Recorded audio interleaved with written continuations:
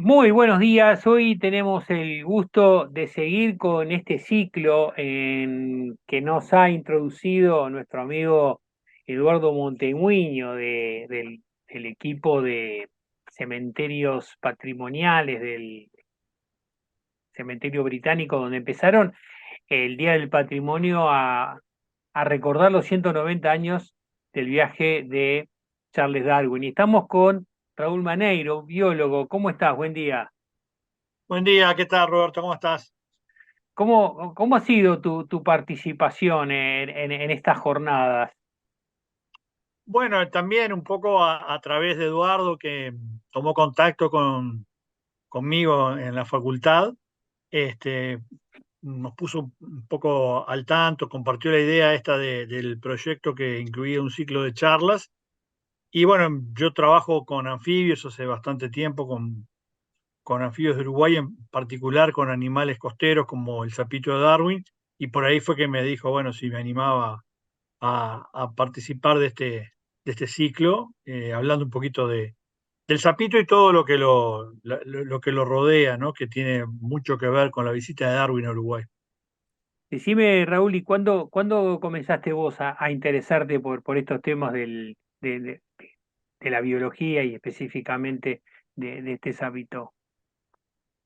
Bueno, sí, como que los anfibios, digamos, no sé, creo que desde muy chico, digamos, yo siempre era esos chiquilines que tenían renacuajos en la casa. Bueno, yo vivía en un barrio que era medio periférico de Montevideo, entonces tenía bastante acceso a cañadas, a charcos, en fin, y de bien chico tenía contacto con ellos. Y de alguna manera, bueno, cuando tuve que elegir una carrera, elegí biología, y desde que entré a la facultad sabía que me iba a inclinar hacia la herpetología y más específicamente hacia los anfibios.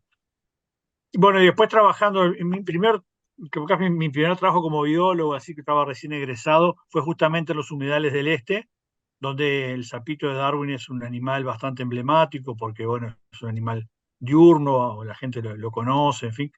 Y de ahí, bueno, tuvimos la posibilidad de trabajar bastante con él, sobre todo en aspectos que tienen que ver con ecología, conservación, y como quedé enganchado, bueno, y hasta ahora, ¿no? Estamos ya hace unos cuantos años que estamos con estas poblaciones ahí del este del país. Contame, ¿cuál es desde el punto de vista ecológico, cuál es el ciclo de este sapito y cómo, cómo ayuda al entorno? Bueno, este es un animal bastante particular. En general, los anfibios, sobre todo en los ecosistemas templados, como el bioma Pampa, donde estamos nosotros, suelen ser animales nocturnos que tienen un patrón de actividad bastante vinculado a los meses cálidos, primavera, verano. Y un poco los sapitos del género Melanophryngiscus, al cual pertenece el sapito de Darwin, rompen este molde, porque son animales diurnos, que aparte se reproducen en casi en cualquier momento del año, porque sus eventos reproductivos están más vinculados a la lluvia que a la temperatura. O sea, si bien necesitan cierta temperatura basal para poder activarse, como cualquier animal ectotermo, en el caso de estos, además, la lluvia es el gran desencadenante de los patrones reproductivos. Y bueno, la mayoría de los anfibios son mucho más conspicuos, mucho más visibles en el momento en que se reproducen porque cantan. Entonces, bueno, de alguna manera, este animal también en ese sentido es bastante más fácil de encontrar cuando está activo, vocalizando, reproduciéndose. Pero bueno, esa particularidad de ser diurno hace que la gente lo conozca bastante, no lo identifique, lo tenga claro cuando uno habla del sapito de Darwin a qué animal se refiere. Digo que es algo que no suele pasar con los anfibios, que no son como las aves. Yo no sé, las aves como que la gente, uno le nombra un venteveo, un hornero, un tero, está más familiarizada con los nombres comunes. En cambio, los anfibios, que si bien son muy diversos también en Uruguay, normalmente la gente no los conoce, porque como mucho los escucha, pero raramente los ve. Pero este en particular es un animal que se ve y aparte es muy vistoso, ¿no? Es un animal muy colorido, muy llamativo. ¿Por qué vocaliza? ¿Por qué canta? Los anfibios en general tienen, bueno, varios tipos de vocalizaciones, pero en particular lo que uno mejor identifica son los cantos nupciales. Son cantos que realizan los machos, son vocalizaciones que realizan los machos con fines reproductivos. El rol central, digamos, de esa vocalización es atraer a la hembra. Funcionan también como mecanismo de selección sexual, o sea que la hembra tiene un parámetro para elegir los machos en función del canto. Así como de repente las aves tienen cantos, tienen colores, o los mamíferos, o que se despliegan luchas. En el caso de los anfibios, la mayor cantidad de las especies que conocemos, digamos, el comportamiento reproductivo, la selección sexual se dirime en gran manera, en gran medida a través de los cantos. O sea, la forma en que el animal canta, bueno, la frecuencia, la intensidad, son todos parámetros que las hembras evalúan a la hora de elegir un macho. Entonces, Mirá, el canto nupcial es bastante importante en los anfibios, ¿no? o Y sea además que tiene otro rol cantan fundamental, distinto, canta, hay, cantan distinto, cantan distinto. Los anfibios tienen también un mecanismo de elemento reproductivo a través del canto. Cada especie tiene su propio canto y las hembras identifican claramente el canto de su especie. Entonces eso evita que haya cruzamientos interespecíficos. Evita que una hembra de una especie termine apareada con un macho de otra. mirá. Lo cual sería bastante desventajoso desde el punto de vista ecológico, evolutivo, ¿no? Para los animales. Y, y Darwin, ¿cómo entra en esta historia? Darwin, bueno, claro, el viaje de Darwin, por supuesto, es un viaje que cambió la historia, sin lugar a duda. Él tocó un montón de lugares en el Beagle, y bueno, uno de los lugares fue acá Uruguay.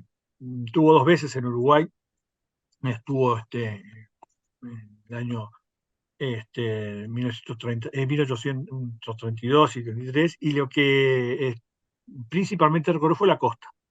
Bueno, un poco también por la cercanía a los puertos. Y en una de sus incursiones incluso llegó un poco más lejos, hasta La Valleja, que son unos 100 kilómetros, ciento y pocos kilómetros de la costa, y en otro, algunas localidades de lo que actualmente es el departamento de Colonia, el sur de Soriano. En esas vueltas, él consigna en su diario de viaje que se encuentra con un organismo que le llama la atención, que él ya lo había visto, ya lo había registrado cuando estuvo en la zona de Bahía Blanca, en Argentina.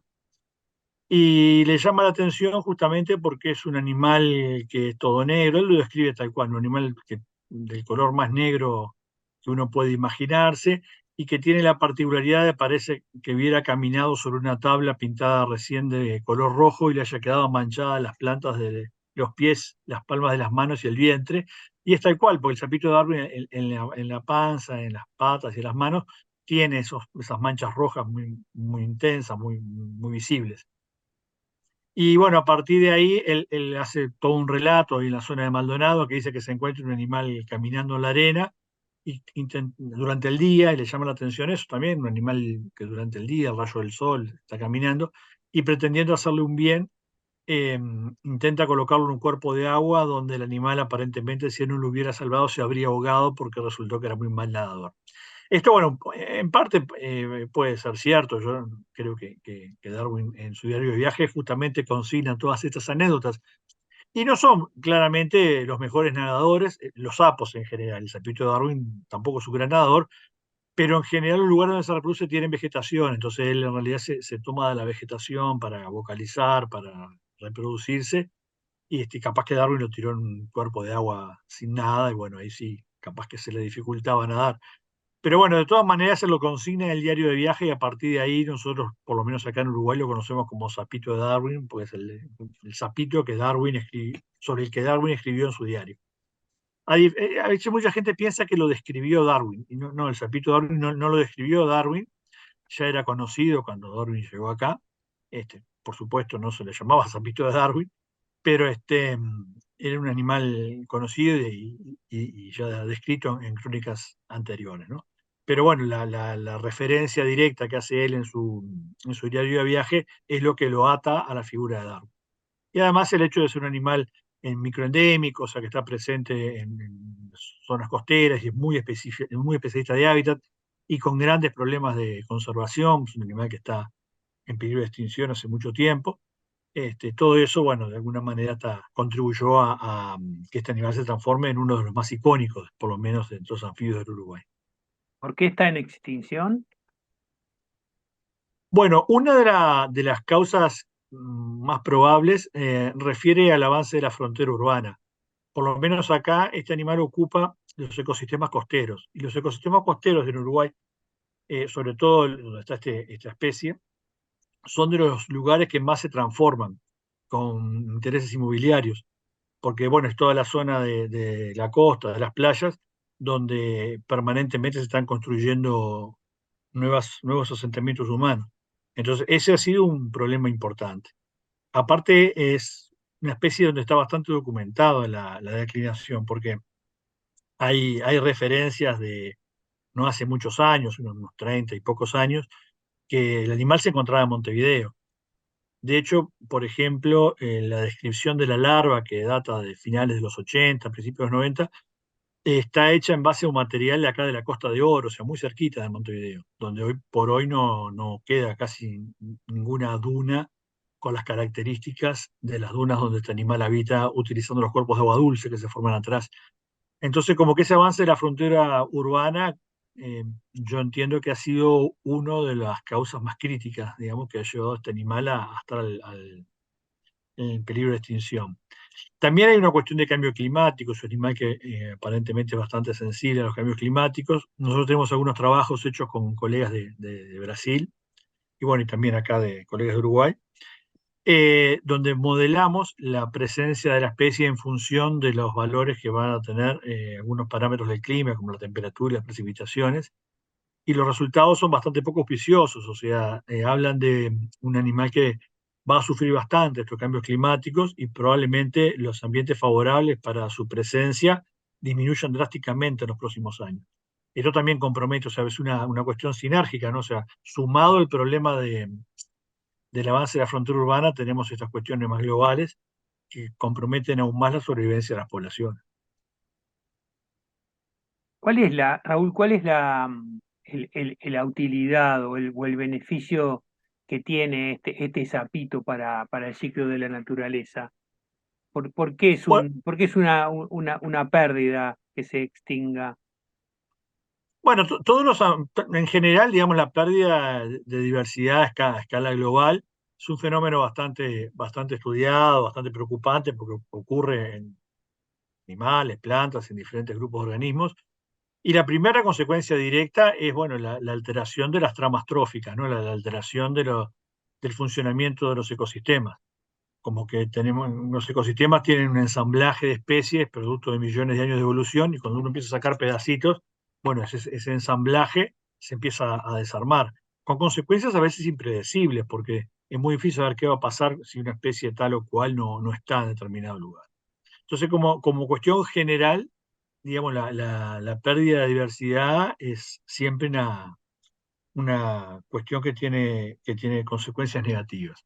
En particular los anfibios, y ahora sí, yendo un poquito más al tipo de organismo del cual estamos hablando, tienen un rol importante, entre otras cosas, en la transferencia de nutrientes, porque durante su etapa larvaria, o sea, el renacuajo, se alimenta en el agua, y cuando el animal termina la metamorfosis se lleva a la tierra un montón de nutrientes que incorporan el agua, dejándolos disponibles justamente para la tierra. Entonces contribuye a dinamizar el ciclo de nutrientes, transportando ese tipo de sustancias del agua a la tierra y poniéndolas disponibles para los ecosistemas terrestres. O sea, ese rol de enlace es importante justamente, no solo en el sapito de Darwin, sino en los anfibios en general con larvas acuáticas.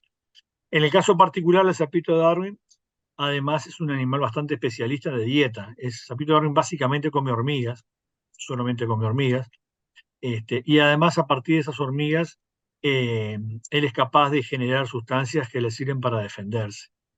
Por ejemplo, alcaloides en la piel, que son sustancias que tienen interés biomédico. Entonces, de alguna manera, la extinción de estos animales también produce la extinción de una serie de productos naturales que de alguna forma pueden llegar a tener un interés biomédico que todavía no conocemos. Si bien se han descrito algunos de estos productos, por ejemplo, algunos alcaloides de la piel, sin duda quedan muchas cosas por descubrir.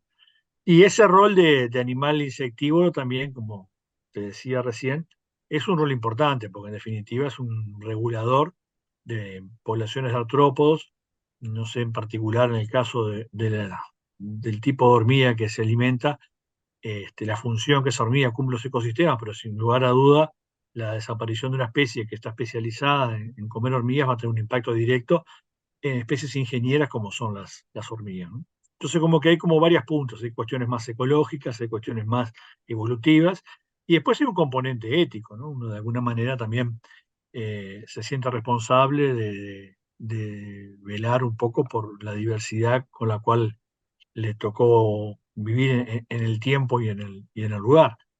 Un poco pensando de dejar eso para las generaciones futuras. Entonces, de alguna forma, me parece importante también divulgar estas cuestiones que tienen que ver con una especie que está comprometida a su sobrevivencia, porque es probable, qué sé yo, si esto sigue así, que mis hijos, que en este momento tienen 10 o 8 y 10 años, dentro de 20 no le puedan mostrar a sus hijos las poblaciones naturales que yo conocí. Entonces también me parece que por ese lado es algo que nos tiene que llamar a pensar, es algo que nos tiene que hacer reflexionar y tratar de tomar acciones concretas, ¿no? Por lo menos tanto en esta especie como con tantas otras. Acciones concretas, ¿qué sería? Y bueno, por ejemplo, una de las cuestiones que nosotros estamos proponiendo es tratar de promover la conservación in situ, o sea, tratar de promover la generación de unidades de conservación donde sabemos que hay poblaciones viables, poblaciones importantes. Muchas unidades de conservación en Uruguay, bueno, son unidades que se definieron en base a criterios que no necesariamente tienen un componente biológico. La dimensión biológica, claro, no es la única, evidentemente, para definir un área protegida, pero en este caso entiendo que tendría que ser importante. Por ejemplo, hoy tenemos desapariciones documentadas de esta especie en Montevideo, en Canelones, en Maldonado. Las poblaciones más interesantes están en Rocha. Bueno, capaz que ahí hay que promover la creación de unidades de conservación que permitan la preservación de los ambientes que utiliza esta especie para vivir. Eso podría ser una de las medidas.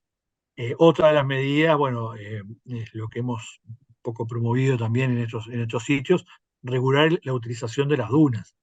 Eh, por lo menos acá se utiliza de repente para circular con vehículos y eso genera una alteración importante, tanto desde el punto de vista paisajístico, pero también desde el punto de vista de la composición y de la calidad del agua. Entonces, por ese lado también es importante normas que regulen esas cosas. Lo mismo que cuando se urbaniza, cuidar de que, bueno, los, los residuos urbanos que naturalmente se generan cuando hay una urbanización no terminen en los cuerpos de agua temporales donde se reproducen estas especies, porque eso afecta directamente la sobrevivencia de los renacuajos. Otro aspecto que nosotros creemos fundamental también es un poco el buen programa de difusión, de divulgación. Digo, esto que estamos haciendo contigo acá, lo que hicimos con Eduardo, pero también otras iniciativas que sobre todo apuntan a los niños para, bueno, mostrarles que en Uruguay hay especies que se pueden extinguir, que si es posible revertir ese proceso, por lo menos en parte, que es importante asumir esto como un compromiso a largo plazo, y creo que la cuestión educativa está en la clave de cualquier política de conservación, ¿no? ¿Tú trabajás en la Facultad de Ciencias? Ujú. Tú, que Sí, sos docente allí. soy docente investigador ahí en la facultad y en el PDCIA, que es el programa de posgrado. De posgrado. Volviendo un segundito más a que me quedó un par de preguntitas sobre el sapito. ¿Por qué tiene esos colores? ¿Qué función cumple esa pigmentación? Bueno, en el sapito de Darwin se da un fenómeno que en biología llamamos aposematismo. Quiere decir, el aposematismo es un canal de comunicación que utilizan los animales para hacerles saber un potencial depredador de que son peligrosos o venenosos. Entonces, esa coloración, generalmente colores vivos, rojos, fuertes, amarillos fuertes, es como un lenguaje universal que el depredador también lo entiende y de alguna forma evita tomar contacto con esa presa potencialmente peligrosa. En el sapito de Darwin eso es una señal bastante honesta, porque en realidad, como yo te contaba recién, tiene alcaloides en la piel y tiene otras sustancias que pueden llegar a ser peligrosas si son ingeridas por un depredador.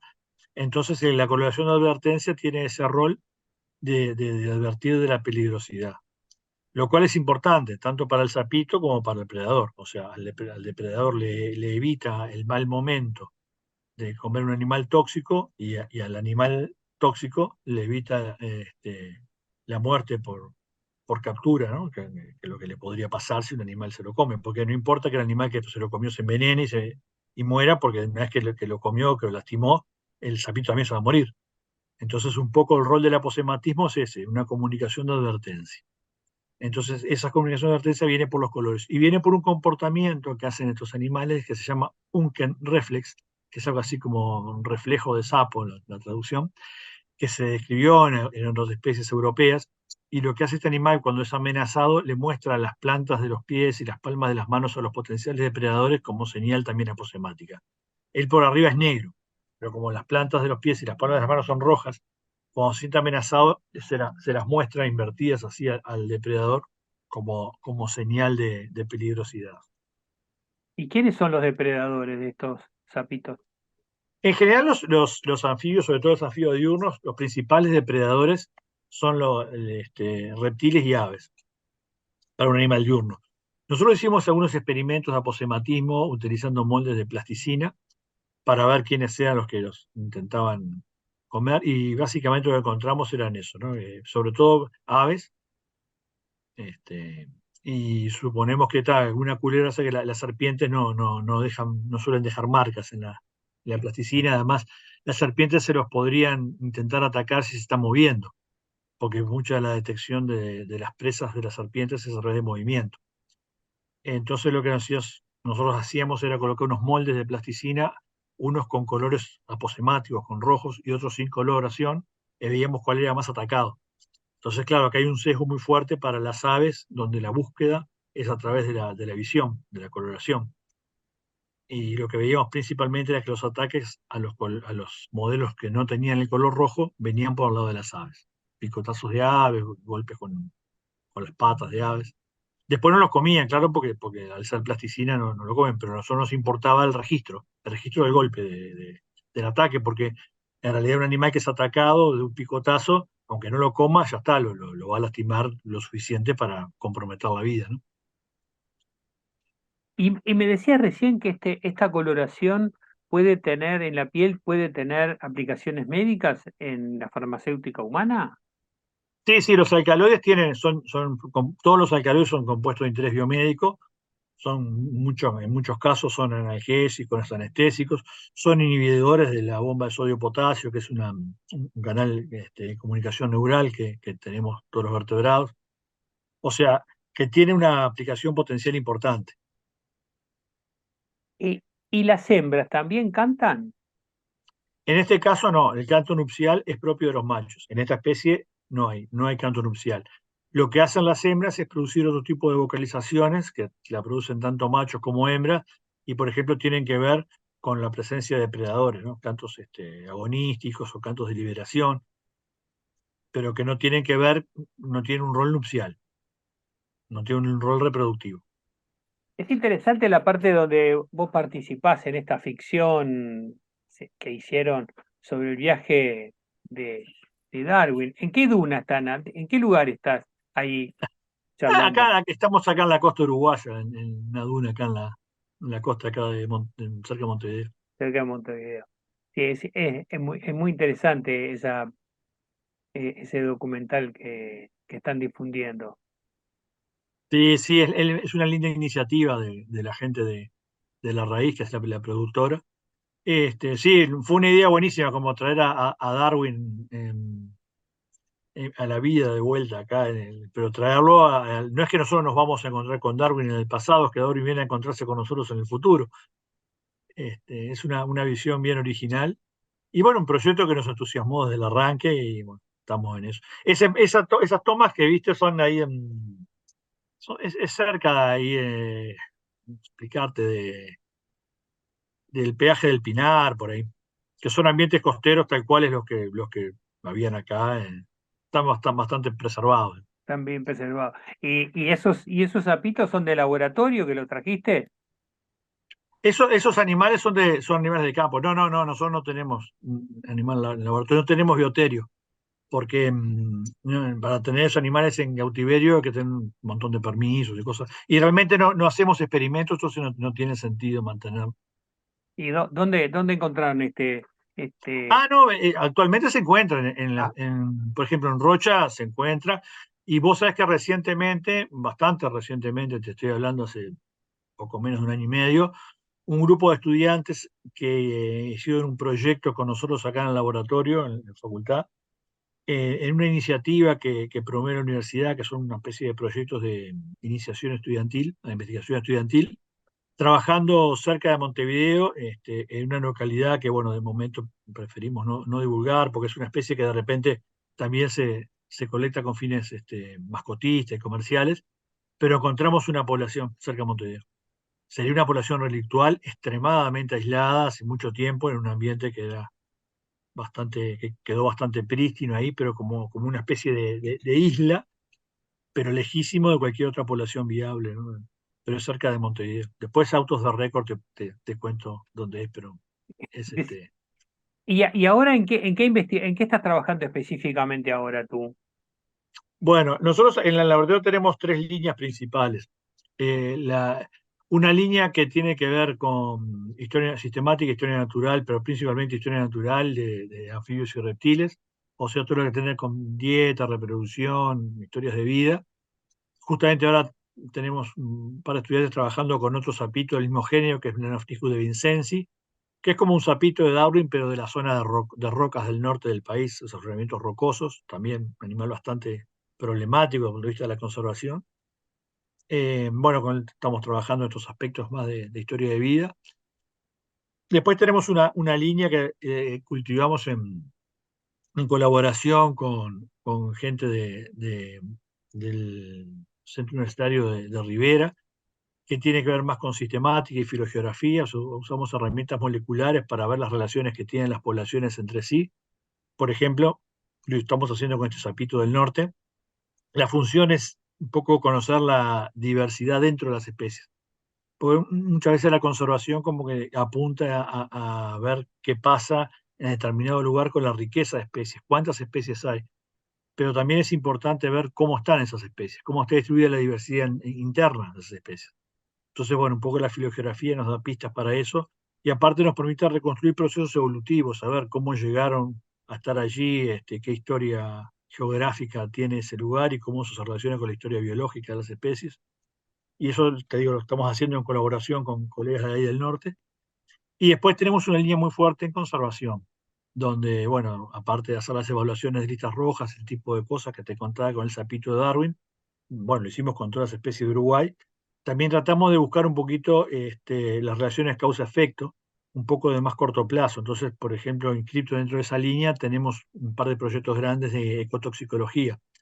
Vemos la incidencia que pueden tener de repente los emprendimientos agrosilvopastoriles, como puede ser la forestación o la fruticultura, en las poblaciones de anfibios, particularmente en la utilización de agroquímicos, sobre todo insecticidas o herbicidas, en el desarrollo larvario, que es una de las claves que está detrás de la declinación de poblaciones, ¿no? Porque el avance de la frontera urbana es un problema, pero el avance de la frontera agrícola también, sobre todo cuando el manejo es tan drástico desde el punto de vista de la utilización de agroquímicos, ¿no?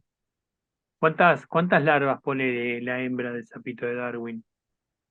Bueno, la hembra en esa especie pone varias más de una vez, no pone todos los óvulos juntos, la fertilización es externa, ¿no? O sea, la hembra suelta óvulos que el macho riega con esperma, y son poquitos, de repente cada masa de huevos tiene 50, 60 huevos, y un evento reproductivo puede poner alrededor de 250, ¿Y 300, como mucho, ¿no? se salvan todos o Bueno, nosotros sabemos bastante poco de la dinámica a esa escala, pero no, claramente no. Si uno, por supuesto, interviene, puede mejorar eso. O sea, si uno hace un manejo activo, puede mejorar eso. Pero en la naturaleza se pierde un número importante de animales, tanto en la etapa de huevo como en la etapa larvaria. Raúl Maneiro? Te agradezco muchísimo este ratito juntos, la verdad que aprendimos un montón.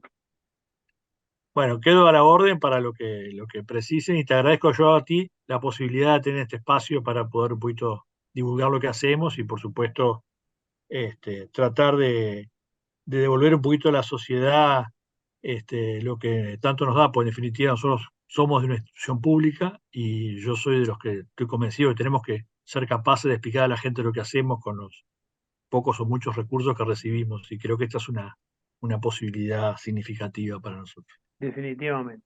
Muchísimas gracias. Un abrazo. Un abrazo y a la orden.